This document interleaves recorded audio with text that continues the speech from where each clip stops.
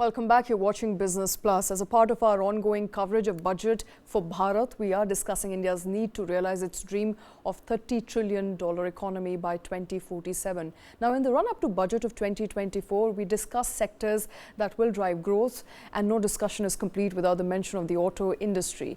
In the last budget, the government focused on green and clean mobility. Funds were allocated for replacing government vehicles.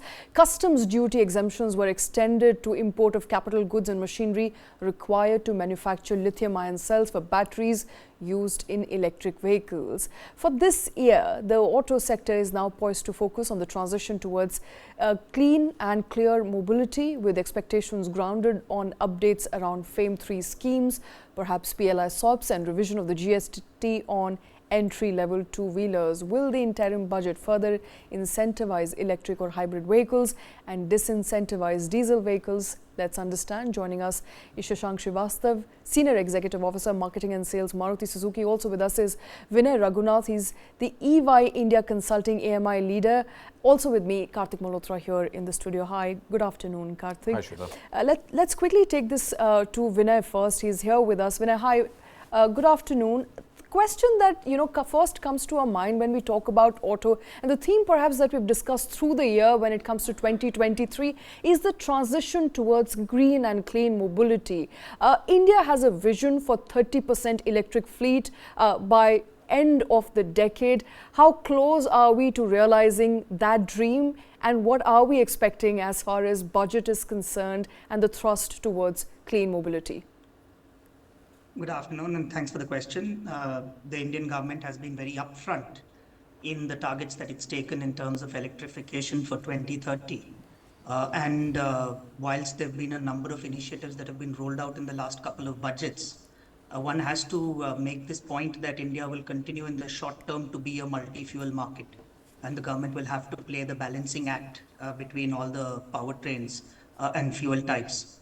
However, the electric vehicle market did very well in 2023, registered a growth of nearly 46%, close to 1.5 million units across various segments. That still is a single-digit percentage of the total volume that India sold. And we have quite a bit of task ahead of us if we have to meet the 30% target that was laid out. And therefore, I see the next few budgets, including the current one, focusing on furthering this electrification goal through a number of initiatives, both in terms of supporting the reduction of cost of manufacture and also increasing adoption from a consumer perspective. Okay. All right. I'm not sure if Shashank is with us right now.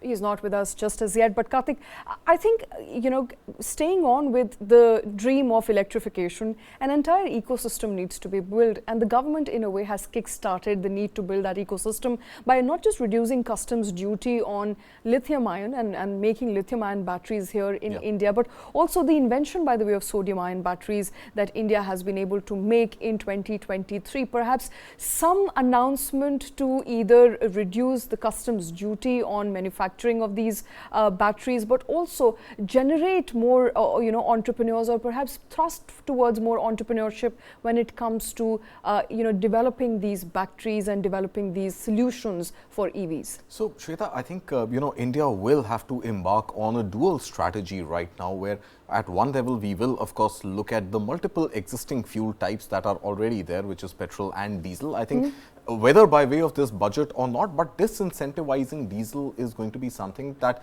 the government will continue to push for. Okay. I'm not sure if any major announcements will be made in the interim budget or not, but I think on the side of green and clean mobility, there are two very clear paths, and at some point in the future, perhaps not immediately, we'll have to choose what our focus area should be.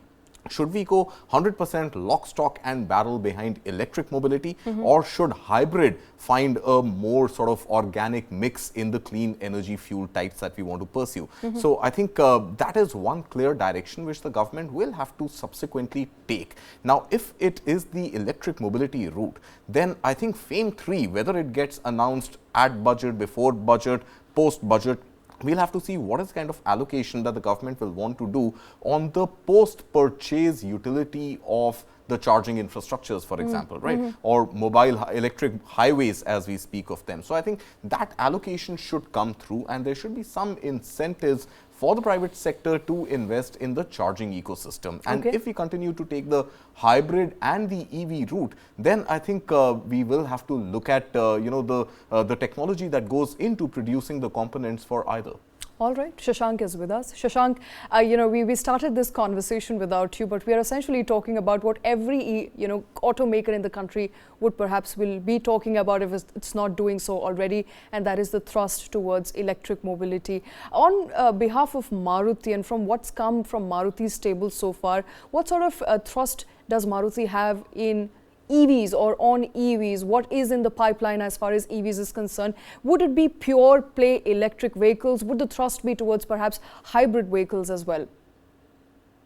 Yeah, so we have mentioned this before, that we believe that in order to meet the emission norms, which has been set by the government, basically with respect to the carbon neutrality, the long-term carbon neutrality, those norms will have to be met by a mix of technologies, not necessarily pure EVs. So what you will see is a mix of technologies, including hybrids, plug-ins, including CNG, biogas, flex fuel, and a much more fuel-efficient gasoline vehicles. Okay. But really, there is a consensus in the industry that the EV, the long-term, the EVs will become mainstream. And the consensus which is not there is when it's going to happen. So the when is the question and not whether. So we believe at Maruti Suzuki by 2030, the EV penetration in India would be roughly around 20%, 18 to 20%.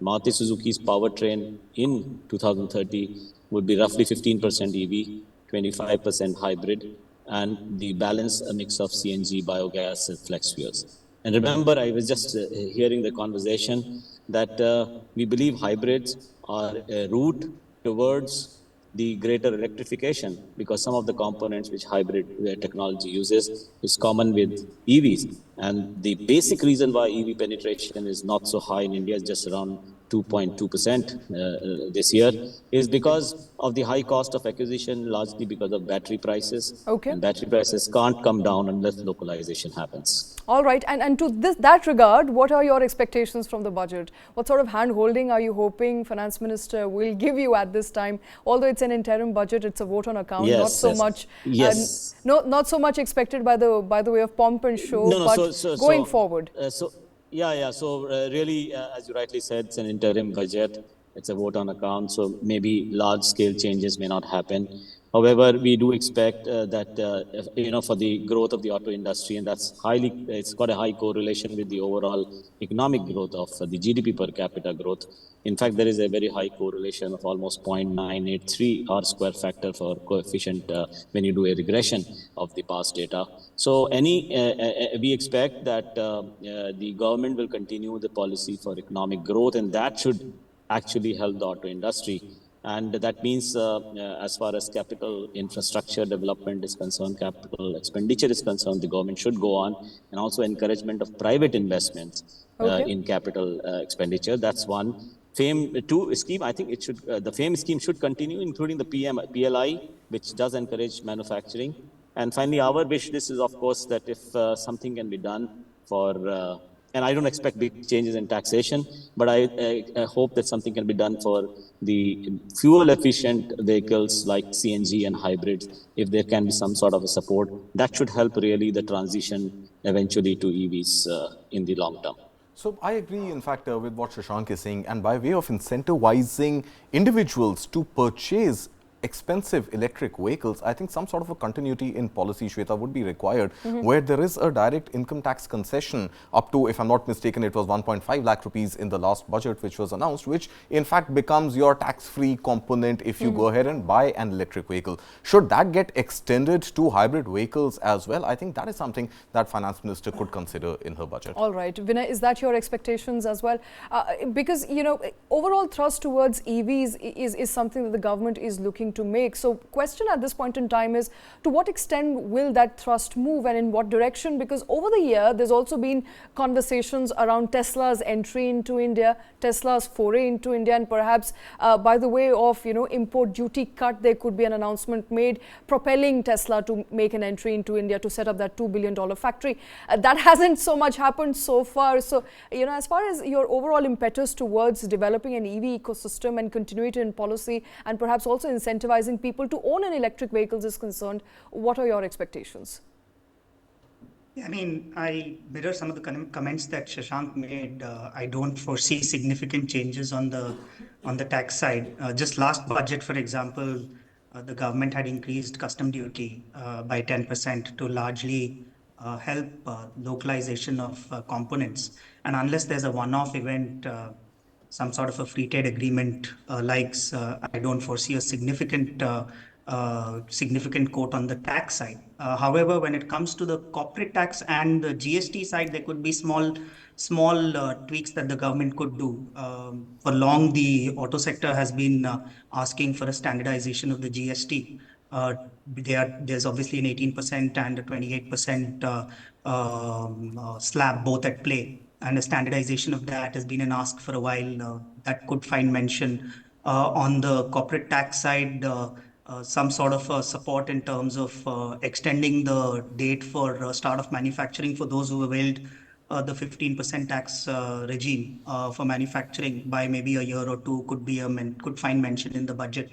But beyond that, I don't see a significant mention as far as customs duty is concerned, since you mentioned Tesla. And Vinay, what about the individual income tax? And there was a concession announced by way of individuals being able to receive that 1.5 lakh rupees worth of income tax rebate when it came to owning EVs. Do you think there should be continuity or expansion of that scheme? No, I think what you said about extending that to other fuel types also, particularly hybrids, is something that's interesting for them to think about. But definitely continuation of that to increase adoption, drive lower cost of initial ownership is something that will help propel electrification. And just, I mean, from a consumer driver standpoint, also on the insurance and the interest rate side, often in some parts you see a significant difference between interest rates and insurance premiums of electric vehicles vis-a-vis ICE engines. Maybe there'll be some thought that the government will give to that angle too. Shashank, do you think there is merit in the finance minister actually considering extending this scheme and this incentive by way of income tax rebate to hybrid vehicles? Or will the government actually stand up and say that no, it's pretty much the ICE-like technology, no additional lithium-ion batteries, and hence we don't want to incentivize it? The technology is quite different from pure ICE, and I'm not talking here of mild hybrids, but of strong hybrids. And that's the technology that we are all referring to at the moment. And I do believe that the final goal is actually reduction of emission, and that comes from reduction in the increase in the fuel efficiency, not a reduction, an increase in fuel efficiency, which is allowed by CNG, which is a very clean fuel, and hybrid as well. And therefore, a differential of 5% duty on EVs and a 45% on hybrid seems to be too much, because then there is no differential duty between hybrid and the other forms of ICE or even diesels. So I think some sort of a relief is expected for the fuel efficient vehicles, because those are the ones which are reducing the emission. And the real target is not the promotion of EVs, but the promotion but the reduction of emissions. Right. And of course, in India, the electricity itself is produced by thermal means, more or less. Right. And that means that the tailpipe emission is the one which is seeing a reduction if EVs are adopted, not necessarily an overall reduction in the ecosystem. Right. And we have to therefore see the well-to-wheel emission. And in fact, people are saying we have to actually see cradle-to-grave emissions, which is from the point of time when cars are made to the final point of time when batteries are disposed of. Right. In any case, I think hybrids will help in increasing actually the localization for future electrification. of the auto industry. All right. And do you suspect the FAME 3 announcement could be made on Budget Day on the 1st of February? And if so, should there be some allocation, some very, very focused allocation for four-wheelers, passenger vehicles, and not limited only to two-wheelers and commercial vehicles, as has been the case so far? I think it would be done probably after the budget, not Okay. necessarily because those need not be part of the budget. There were some changes made very recently in the FAME 2 and the extension thereof because the entire amount wasn't really fully utilized. And therefore, I would expect if tinkering is done on that front or any major changes would happen after the budget, not necessarily in the interim budget. All right, and since we are on cars and, as a part of our ambitious stories to own a car, every family, every person I talk to these days is complaining of how expensive cars have become. And this is owing to the fact that the input cost has gone up. Shashank, are you expecting some sort of hand holding? It's an election year after all. Well, I think what we say is the premiumization of the vehicles largely. You can see probably a more aspirational purchase rather than functional. And as far as functional purchase is concerned, people in that segment have been adversely affected because the prices have gone up faster than the income levels. In other words, the affordability factor has come down. And that's because of multiple reasons, including commodity prices increases and stringency on the regulatory front. But I guess going forward, and we have done some sort of research going forward, the affordability factor is probably going to increase if the trajectory of economic growth continues. The GDP per capita increases, income levels increase for this segment. Prices may not go up in the same range. Okay. And in that case, the affordability will increase. We do see sometime in the second half of 2026 a turnaround for the smaller cars as well. Okay. So yes, it does depend a lot on how economy shapes up, and I do expect the income levels now, even in the segments at the lower end, to increase than what they have done in the past few years. I'm very actually glad to hear that there is an acceptance as far as affordability is concerned. Yeah, but Vinay, I'm sure Shashank is not going to like this question, so I'll not ask him. I'll rather ask you. No, you can ask me. You can ask me. But do you think, Vinay, there is a case for some sort of a windfall tax on auto companies making supernormal profits? No, I think the auto companies, after many years, have had have had 4-5 quarters of a good run from a demand standpoint. However, the point that Shashank made about the input costs affecting the lower end of the price ladder is very valid. And hopefully over the next few years, we will see significant traction at that end of the price segment also. Incidentally, there is a prediction that over the next decade or so, we will see a tipping point in terms of GDP per capita in India, which will significantly accelerate car ownership as a per capita within the country. And hopefully that will play in well. And I'm just keeping my fingers crossed that the windfall profits are still lie in the years ahead, Shashank.